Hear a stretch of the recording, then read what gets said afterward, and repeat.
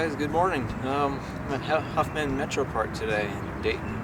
So it's gonna be a very gorgeous day, I think, with all the sun and stuff. The birds are chirping. It's almost spring actually, which I can't wait for. But it's gonna be a pretty good day, I think, with this waterfowl. You know, we got Huffman Lake over here, which it flows in from the Mad River, which would be a scenic kind of view to see. So this is my second time here, but I can't wait to photograph it because I've been checking eBird a lot, and they got like a lot of different types of migratory water birds coming in from the lake. So just can't wait to see what we got here. So it's still pretty early morning, but I'm gonna get started now.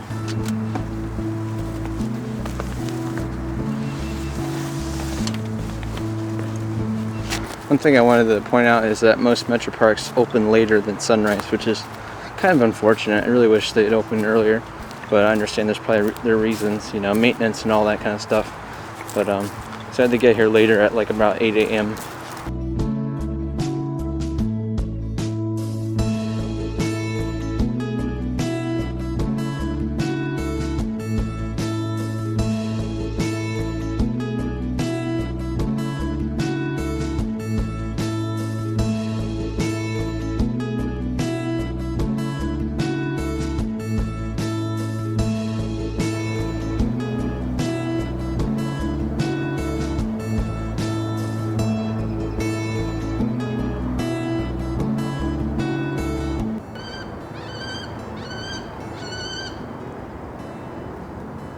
I don't know how it is, but I easily get distracted. So as I'm talking about doing wildlife photography today, which I will in a second here, I walked by these kind of dried up kind of rocks in the ground, or kind of the dirt basically. It's dried up and it's got cracks in it.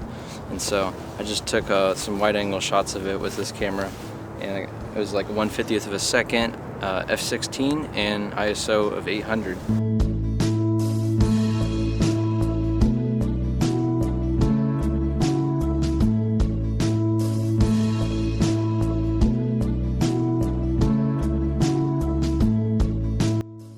I cannot stress the importance of this enough. Don't feed the wildlife. Don't feed them bread, you know. I mean, I did that as a kid, like, you know, with my parents at the local lake or whatever, you know, throwing some just small pieces of bread at the ducks and geese. But I learned now, and I think people are learning now, is that it's kind of bad for them because there's the potential for them to choke on it, and then it causes over-dependence on them. They start trying to, you know, feed off of, you know, beg for other food and stuff like that. So, you know, keep things wild. Like it says, keep them wild. But I remember I was at Eastwood Lake not too long ago, and some people were feeding the ducks. It looked like they're feeding bread. So just don't do it.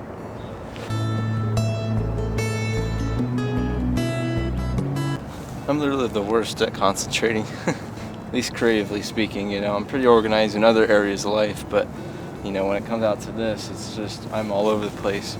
So instead of focusing on the birds right now, I still have my telephoto Tamron lens on, and I'm actually kind of like these water reflections with the trees.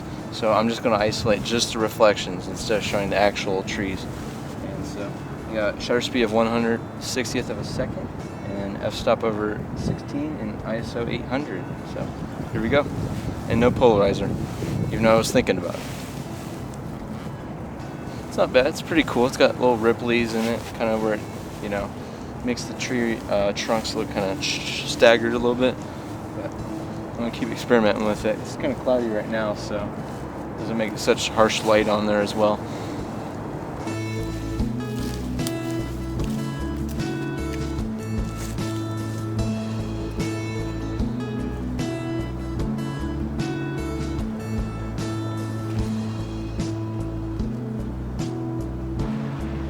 Here's the Mad River flowing into Huffman Lake. And the water settles out as it gets to the birth of it.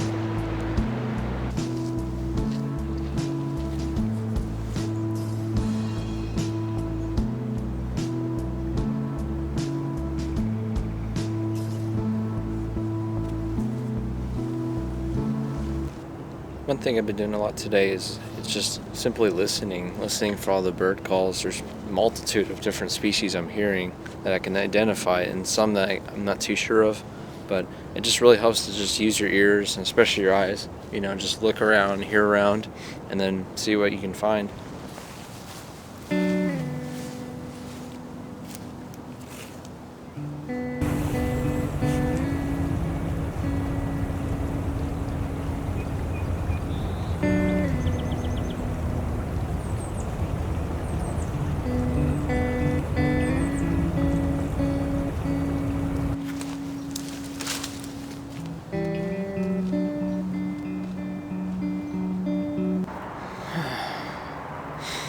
Alright, I had a little snack. I was kind of getting lost in there, like following the Mad River, I'd say, with all these trails, and it got a little too dense, you know, where I kind of like got lost, I guess.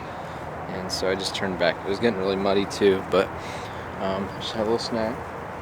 So I'm just gonna keep continuing along the lake here, Huffman Lake. Get around the other side there because it looks like all the other water birds are over there as well. So hopefully it goes over well.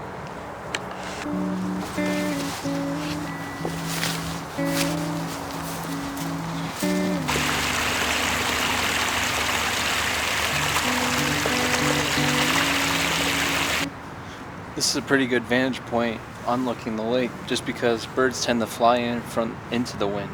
So you want to be kind of positioned with the wind against your back, and that way if you want to get some dead-on straight shots of them flying in, this is how you do it.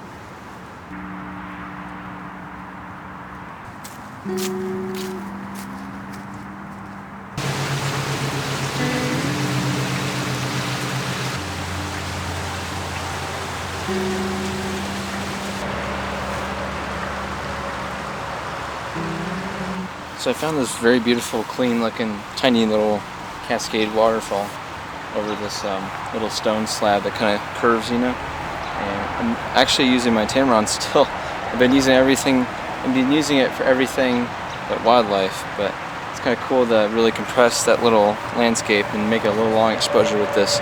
I'm actually experimenting with automatic exposure bracketing on this one, and then I'm also using a self timer just so I don't have to get out my cable release.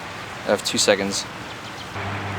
So I'm using auto exposure bracketing 3 times, and the middle exposure is 1/5 of a second, f20 and ISO 100, and then it's gonna, I think, do 2 stops more and 2 stops less.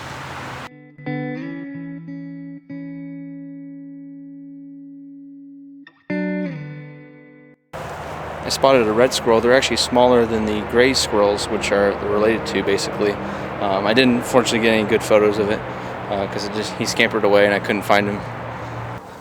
So once again, like earlier, I found these little cracks and stuff in the mud and dirt that are kind of semi-dry, I'd say, and you're starting to get these green grasses and plants blooming out of them, starting to grow. And I wanted to do a gorgeous, you know, another wide-angle shot, and it looks beautiful. So my settings are, I'm using a polarizer filter. I got 24mm prime lens on there, wide angle, and then I'm using 1/13 of a second, f18, and ISO 800.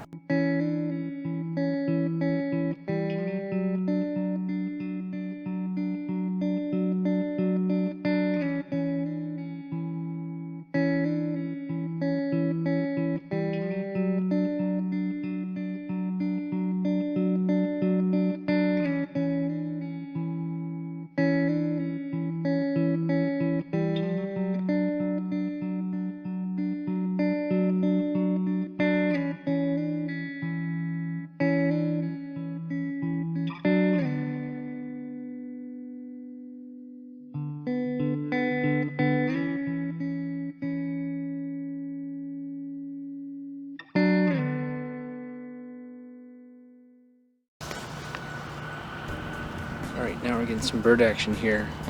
Instead of the waterfowl, it's actually the smaller songbirds, the passeriforms. So we got like stuff like song sparrows and this little kind of knocked over prairie stuff. We got tufted titmouses, white-breasted nuthatches. I think I saw some cardinals, and they're just all over around me. I'm surrounded basically. Everywhere I turn there seems to be them flying around on the branches and nearby trees. And so I'm just kind of sitting here low on the ground trying to be real quiet. Oh, got a great blue heron in flight. Hold on.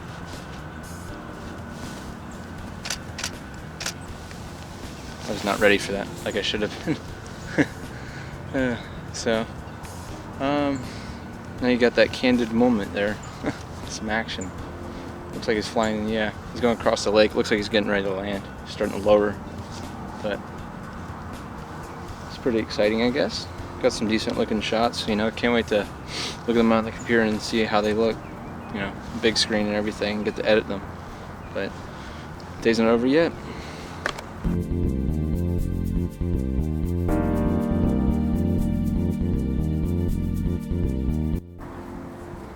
One thing about going on photo trips on the weekdays like this, especially early in the morning, you know, early afternoon when most people are at work, is that, you know, it's pretty nice and quiet. I don't think I've really passed anyone. You know, there've been a couple of cars that have come and gone in the parking lot, but, you know, it's kind of nice because you can just settle in and not have to worry about people, you know, disrupting the wildlife or making a whole bunch of noise, which, you know, I've always been a little perturbed by like parents and families, not parents, but families with like kids and stuff, and they get all loud and start snapping twigs and, you know, just running around being goofy. But it's nice, you can just be really nice and quiet here. You know, I don't have to worry about anyone coming around and, you know, just kind of disrupting the whole creative flow, you know, get me out of my mojo. But oh, hold on.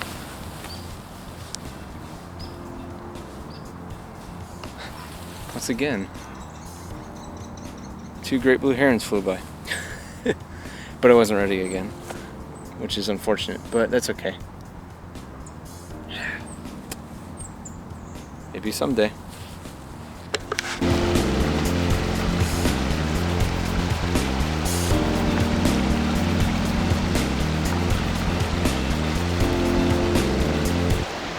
I've almost made a full circle around Huffman Lake here, and now I'm back on the other side where Mad River flows in and all the water outpours from the lake over here and just follows the stream.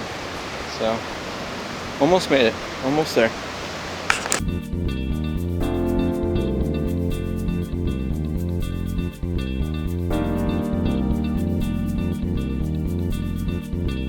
One cool little composition I started messing around with last year was, like, if there's ever any dead exposed tree roots that are kind of on a tree you can see from the water's edge, I try just to like photograph it basically. And so I found this really cool looking one on this, I think it's an old sycamore, it looks like. It's kind of slanted, like it's going to fall over eventually over time.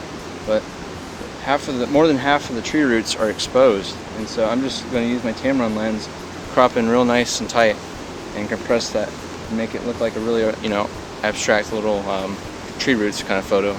I did one last year, I might show it right here, and it was one of like near, I think it was on Buck Creek or Caesar Creek, and abstract little tree roots kind of photo. I did one last year, I might show it right here, and it was one of like near, I think it was on Buck Creek or Caesar Creek, and it was more of like a wide angle one, so it showed more sense of place, I guess, and it showed more of the tree trunk.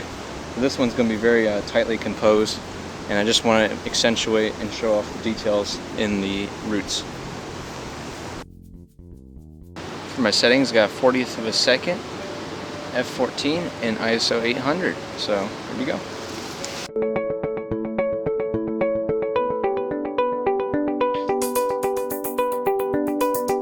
Maybe translating it to black and white, converting it, see if that looks any better. Might show off the highlights of the tree roots. They're very lightly brown, dusty brown, if you will, and then the rest of the tree trunk's darker, and obviously because sycamores get wider as you go up to the top, and it's like that. But I think it's very cool. It's a little bit different from what I'm used to. Now that I'm thinking about it, I just want to maybe give you a challenge here and just use one lens for one trip, kind of like what I'm doing. I'm using, you know, super telephoto, 150 to 600. You know, you can even use 800 millimeters if you can afford those kind of lenses, you know. Or you could just use something like a wide angle, or even a prime lens would be a good example, because, you know, you got to move with your feet instead. And, you know, prime lenses, since they're a fixed focal length, you know, you just can't zoom in all day and stuff like that. Just as an example. But, you know, and try and challenge yourself, you know, use one lens and see how that goes, you know. You'd be really surprised what you can unlock creatively just by using one lens and working with those limitations.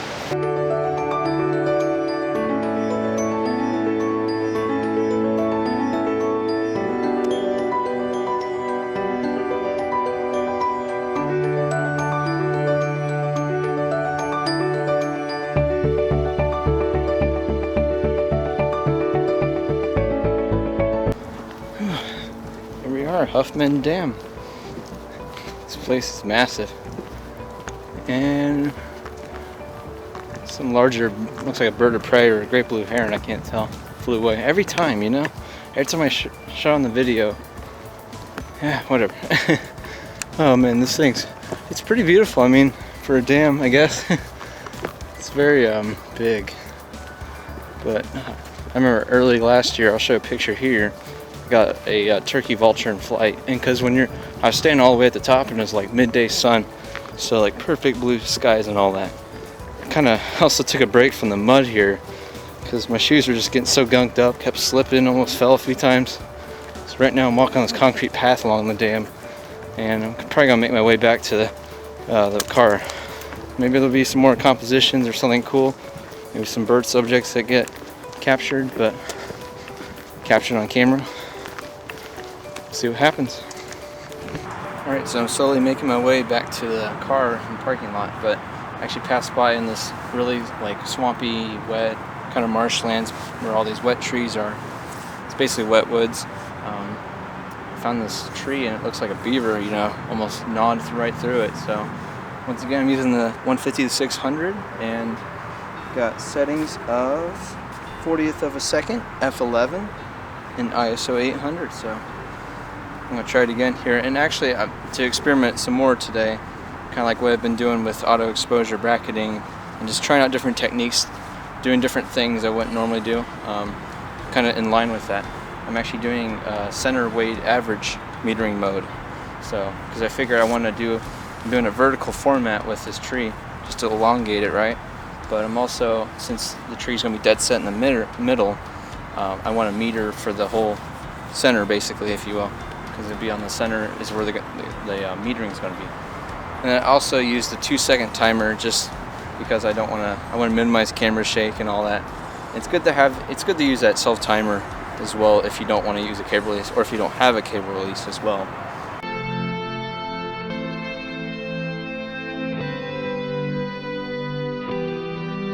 I think it's very important to learn from other photographers. You know, photography in general is it's never ending, honestly. Like, you can never truly know everything.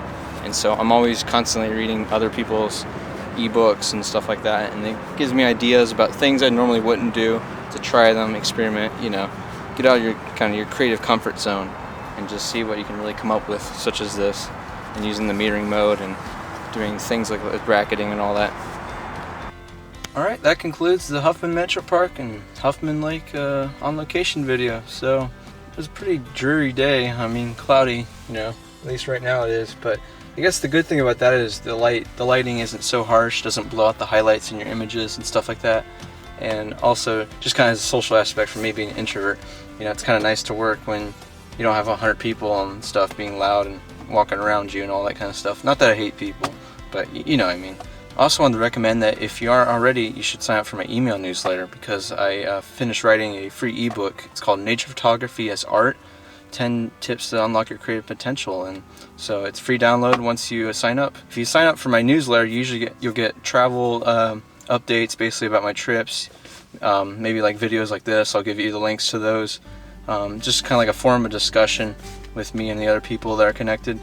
And also do kind of blog updates, you know, once or twice a month usually is what I'm aiming for. You know, topics I want to discuss and talk about. I just want to recommend that you do that and download that free ebook. I had a lot of fun making it, and it's my first real kind of, I guess, publication. Overall, I'd say it's a pretty successful trip. You know, I got a lot of songbird pictures in there. I got some like different kind of like trees and stuff, like the one that had the beaver chewed right through it. Also got some really cool, I think my favorite ones honestly were the artistic, you know, the abstract like textures and the cracks and the dirt and stuff like that. The next on location video will probably be, because spring's, you know, getting here real soon, I'm probably gonna be doing a lot more prairies and meadows and get some wildflowers in there. It's gonna be the main subjects I'll be looking forward to. And then also the springtime, you know, the returning migrant birds, hopefully some warblers. That'd be really fun. So just stay tuned, and thank you for watching, and make sure to get out there.